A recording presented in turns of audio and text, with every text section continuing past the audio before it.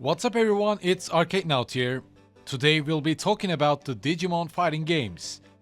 Recently, I found myself interested in Digimon trading card game and desperately trying to find booster packs to build my own deck. However, it seems like it's not that popular anymore here in Japan. As you can guess, I've always been a Digimon fan since my childhood and found myself preferring Digimon over Pokemon most of the time, especially in terms of its games. Today, starting from Digimon Battle Spirit for Game Boy Advance, I will be talking about each and every Digimon fighting game chronologically, sharing my expressions and also what kind of an experience they offer. As for each game, I picked 3 different characters, played the arcade, as some of them were quite enjoyable and some turned out to be quite dull and repetitive quite quickly. Anyways, don't forget to follow me on Twitter and to join my Discord channel, and let's get started. Our first contender in the arena is Digimon Battle Spirit, released on Game Boy Advance and Bandai's WonderSwan Color in 2001, 2 months before the Japanese release of Digimon Rumble Arena. Digimon Battle Spirit series is quite different from ordinary fighting games. There are no health bars or energy meters to deplete. You have basic attacks and special moves that charge depending on the Digimon you play as by pressing the directional buttons up or down together with the attack input. Simple, right?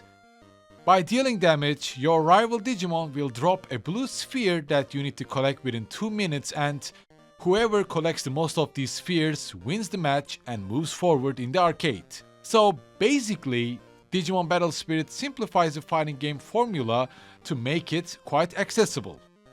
However, I wouldn't call it challenging or engaging. And the problem is not about the Game Boy Advance's technical limits, but rather how the game feels. Sadly, Digimon Battle Spirit feels quite clunky, even though the level and the gameplay design are quite fit for a platforming hack and slash experience. The movement and the fighting mechanics are quite clunky and bland depending on the character you choose. I played as Vmon, Renamon and Black Agumon through the arcade mode, and to be frank, they all offer different playstyles that lack the engagement. Renamon and Black Agumon have ranged special moves to hit your enemies, while Vmon offers more close combat. But at the end, it all leads to 2-3 hit combos that send the rival Digimon flying, while spreading blue spheres across the map for you to collect. Hit your rivals and collect the blue spheres, that's the main concept. However, what's Digimon without digivolving? After a minute of run of time, you hear a cute jingle, signaling that Kulumon appears in the arena, and whoever gets to that cute tiny Digimon first gets a chance to digivolve into Mega form. Meaning that once you hear that jingle, you quit whatever you do and hope for Kulumon to wander somewhere close to you. Touch it once and then start annihilating your opponent, as each hit lets you earn up to 5 Digi-Orbs, helping you to finish the arcade mode quite swiftly. As Kulumon appears, your rival does the same. They quit whatever they do and start to move towards Kulumon, and if they ever get a chance to digivolve, my advice here would be to run away from your rival to protect yourself. As this goes on and on for 10 matches, you get to fight against Millenniummon as the arcade boss, which changes this orb-based fighting style into more like a platformer. During this fight you will have a health bar. Millenniummon has artillery strikes, low effect orbs and cheesy thunder attacks that would cost you 2 orbs of life. You can of course quickly recover your lost health if you can get to those, but this final match is mostly about patience and timing. Overall, Digimon Battle Spirit is somewhat a mediocre experience for its time, lacking the depth that most of the fighting games of that time had. Nevertheless, if I ever to be honest, I also learned about Digimon Battle Spirit 1.5 just as I was about to start doing this video. Released only for WonderSwan Color in 2002, this title is basically like an upgraded version with more Digimon, additional stages, and the new true ending boss, and also surprisingly more fluid combat. Maybe I should have played that from the start. The most notable differences are the additions of Gabumon, Lopmon and Agumon with Omnimon as its mega form to the base roster, as they are unlocked from the start. Patamon and Garamon are also included, with Seraphimon and Opanimon as their Digivolutions. In addition to that, both Patamon and Garamon have their own stages, one being a stage on Locomon and the latter being a waterfall level. The developers also added a new stage for Impmon as well, so this time, instead of randomly interrupting a fight, Impmon appears in a stage loosely based on the net from the second Digimon movie. I played the 1.5 version only as Patamon this time, enjoying it more than I did with the original version. The controls felt more responsive, and Patamon's spatial boom bubble and aerial moves felt strong. Moreover, Patamon's megaform Seraphimon has also neat pixelated design, capturing the Digimon feeling as well.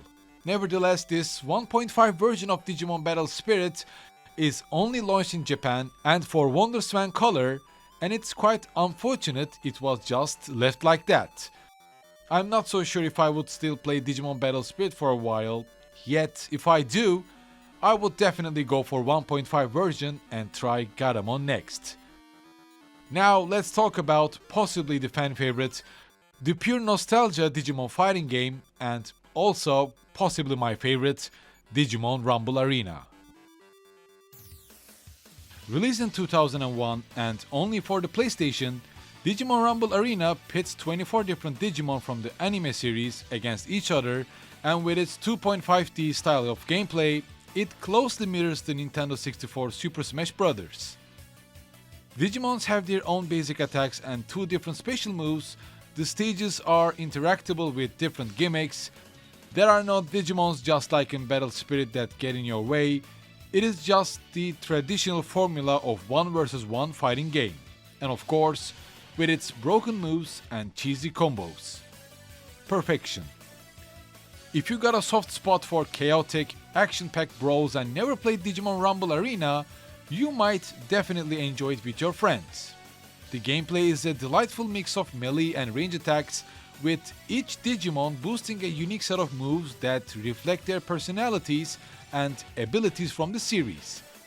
Special attacks do not consume any kind of energy meter or anything, so you can just spam them however you wish to. Your Digimon can digivolve when you feel the gauge above their health. The formula is just traditional yet satisfying, and gives what a Digimon fan wants basically. During my Digimon Rumble Arena experience, I played Gabumon, Guilmon and Gatomon, and all these characters have again their own type of playstyles that do not require you to be a fighting game player. A mid-range fighter like Gabumon can turn into a long-range character when it digivolves into Metal Garurumon. A close-range mix-up character like Guilmon can turn into a full menace, maybe something into Ken of Street Fighter series when digivolve into Gallantmon. And as for Garamon, she is more like a pixie character with her swift movements, offering a gameplay style that rewards precision and agility. Her mega form, Magnadromon on the other hand, was not my favorite when I was a kid, and I still didn't enjoy her moveset that much. It's a mix of long and close range combined, though not as impressive as others. As the arcade mode takes roughly around 20 to 30 minutes to complete, we basically fight. No story, no cutscenes, we battle against the main roster Digimons, reach the end boss Reapermon, defeat it, and then complete our journey. There are some mini-games in between similar to Street Fighter 2 entries, but it is mostly about timing or just pressing the button harder and faster.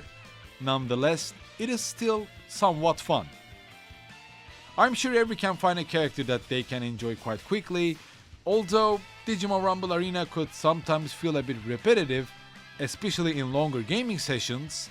It is still one of the best Digimon games that you can experience.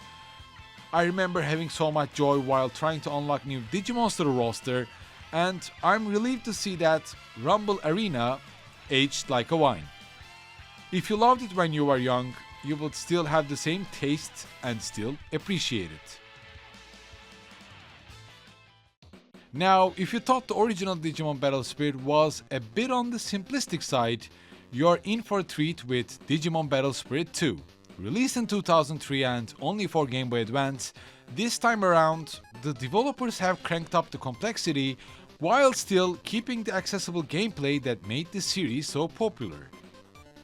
We still have the Digi-Orb system, beat your opponents, get your sweet orb gameplay, but no Kulumon chasing around this time, as the Digivolution system is bit leaning on Rumble Arena. Your Digivolve gauge fills up, and as you make it full, your basic attacks and special moves let you Digivolve and do the upgrade versions of those attacks, inflicting more damage to your rival to obtain more orbs. Last but not least, Battle Spirit 2 got rid of the usable items in the arena the predecessor had, so there are no baseball or fire and thunder dealing items in the arena. It is just you and your rival dealing damage this time. The Digimon flying around are just flying and wandering around, giving Digi-Orbs that you can collect, or these golden orange orbs. And by collecting 5 of these, you can access your ultimate move, or whatever you call it, summon it in a close melee range to your opponent, and watch the orbs flying around. Although Digimon is not actually digivolving, this version makes the whole fighting mechanic more fluid and fun, and somewhat deeper than its predecessor. Nevertheless, Battle Spirit 2 has still its own issue. And this time, it is the roster. Digimon Battle Spirit 2 is based on the 4th Digimon Anime Series called Digimon Frontier, and unfortunately, its roster is just limited to that. Don't get me wrong, I love the design of these Digimons, but having only 6 different playable Digimons, I don't know how Bandai made such a bad mistake. At least, the popular characters like Agumon, Vmon and Gilmon would be a nice addition to the roster. It is just plain bad game direction of Bandai, I suppose. As I played as Beetlemon, Agunimon and Lovimon, the arcade mode offered the same, battles without any story or cutscenes, until we fight against evil Cherubimon as our final boss. Beetlemon strikes as a balance between power and agility, using electric moves to stay and deal damage from long range as well. Agunimon, on the other hand, is a terrifying rushdown character. It basically has Tatsumaki kick of Ryu and Ken of Street Fighter, has long range moves, aerial gap closer capability when it's in Digivolved form. That means Agunimon basically suffers from success and is the protagonist Digimon of the 4th installment. Lovimon, on the other hand, can be accessible if you clear the arcade mode once. It's swift, also a high tier character like Agunimon. Basically, there is something about Battle Spirit 2 that makes it charming, as its biggest flaw is the lack of roster. It might be because of its fluid gameplay or the improved visuals. The character sprites are more detailed and the animations are smoother, adding to the overall immersion of the game. The environments are diverse and beautifully rendered, from lush forests to futuristic cities, each with its unique challenges and hazards. It is decent and way above mediocre for a Game Boy Advance game. It just makes me wanna play it online with friends. In 2004, Digimon Rumble Arena 2 was released for GameCube, PlayStation 2 and Xbox as a direct sequel to Rumble Arena, offering an experience where 4 players can fight against each other while featuring Digimons from the first 4 series. Digimon Rumble Arena 2 looks quite promising. It has a big roster, Digimon can digivolve into their champion and also into their ultimate or mega forms. The stages have more interactivity. I mean, it sounds as if Digimon Rumble Arena 2 covered the weaknesses each Digimon fighting game had, right? But I guess this time, its fault might be Rumble Arena 2 turning into a Smash clone, meanwhile losing its unique design choices. The first Rumble Arena's character and level design were more fit for a Digimon game, yet Rumble Arena 2's maps are more fit for Smash clones, but not for the Digimon concept. Also, possibly because of the decreasing popularity of Digimon might be another cause for it. For Digimon Rumble Arena 2, I played as Vmon, Patamon, and Flamemon. Unfortunately, although I chose different types of Digimon expecting to have different experiences, it turned out to be quite the same. I hit hard, frame trap my enemies, digivolve and hit hard again, digivolve and then beat them until I completed that level. The arcade mode basically lets you choose which difficulty would you like to have at the end. You can either head for the hardest difficulty and then unlock Malomyotismon by defeating it, or head for the easiest path to unlock Ice Stage for free play. Or mix your journey by adjusting the difficulty and unlock something in between, and around between medium and hard I was able to unlock Omnimon by the end of my journey. And during these three arcade experiences, I think the most enjoyable one was Vmon and then Flamemon. Vmon's digivolve forms of Flame Dramon and Imperial Dramon were both quite efficient, both in close and long range, while Flamemon's higher forms of Agunimon and Burning Greymon were again high damage frame trap characters that seem quite broken even for a Digimon game. To be honest, Rumble Arena 2 made me wonder how the overall experience would have been if it just was 1 vs 1 just like its predecessor, rather than a platforming Super Smash Bros. Like experience. Nevertheless, Rumble Arena 2 is a fun to play experience that is, sadly, a mediocre Smash clone. I think it would have been a perfect sequel to Rumble Arena if it had Digimon soundtracks, Digimon World maps, having more elements from the Digimon franchise, rather than looking like a bland PlayStation 2 era title. However, none could do worse than Digimon All-Star Rumble. A lot of you heard of Yuji Naka, right? The co-creator of Sonic the Hedgehog, the man behind Balan Wonderland, who was sent to prison due to insider trading allegations. Well, after he left Sega around 2006 and formed his own studio called Probe, his team developed Digimon All-Star Rumble and launched it in 2014 for PlayStation 3 and Xbox 360. That is, for some reasons, never launched in Japan, for some reasons that I don't know and never found out why. To put it simply, Digimon All-Star Rumble is repetitive, bland, and feels quite unfinished. Other Digimon fighting games might have issues, some might like it, some might hate it, but there is something to talk about, like, and maybe discuss, but All-Star Rumble here is just bland and soulless. I think that's enough beating for now. Let's talk about what Digimon All-Star Rumble offers next. Digimon All-Star Rumble has 12 different characters with only one Digivolution choice. Their best Digivolution form unlocks if you clear the story mode of that character. So that means Agumon and Gabumon start with Digivolution form of War Greymon and Metal Garurumon, and their best Digivolution form Omnimon unlocks as you clear the story mode with these Digimons. However, just like Battle Spirit 2, All-Star Rumble tries desperately to promote the protagonist Digimon of the 6th Digimon series, Shoutmon. So there are many Digimons in the roster that digivolves into Shoutmon's different Mega Evolution forms, like Impmon, Shoutmon and Dorulumon, all digivolve into Shoutmon's different versions, making the story mode experience not so worthy after all. Given that story mode is a shallow, repetitive experience, the whole All-Star Rumble experience turns into a mess quite quickly. Basically, there is a tournament held in Digimon World, and these 12 Digimons of the roster find themselves competing against each other, like Agumon tries to stay as the coolest Digimon ever, Gabumon finds himself robbed in this tournament to surpass Agumon, Vmon tries to be the champion and then charm Garamon, and maybe to be cooler than Agumon, and the new protagonist Shoutmon tries to prove himself as a newcomer to the series. Fundamentally, the story feels quite okay as each and every Digimon have different motives and personalities. However, the lack of cutscenes and the voiceover ruins the whole charm of the story mode.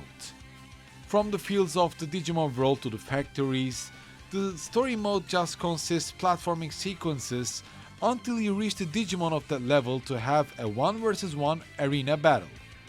And that's where the fighting game gameplay kinda shows itself. Digimon All-Star Rumble turns into an arena fighter when it's done with its platforming sequences. You find yourself in an interactable arena and fights can be 1 vs 1, supporting up to 4 players, and somewhat similar to its predecessor.